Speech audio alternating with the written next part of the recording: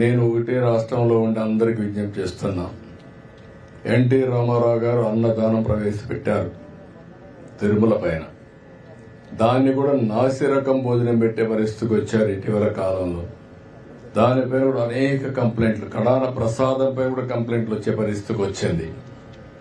ఇవన్నీ కూడా నాణ్యమైనటువంటి అక్కడ ఏవైతే మన దానికి కావాల్సినటువంటి ముడి సరుకులన్నీ కూడా నాసిరకం వాడడం, అది కాకుండా పవిత్రమైన దేవాలయాల్లో కూడా అపవిత్రమైన ముడి సరుకులు వాడడం, ఇలాంటివన్నీ చేసి కంపు చేశారు.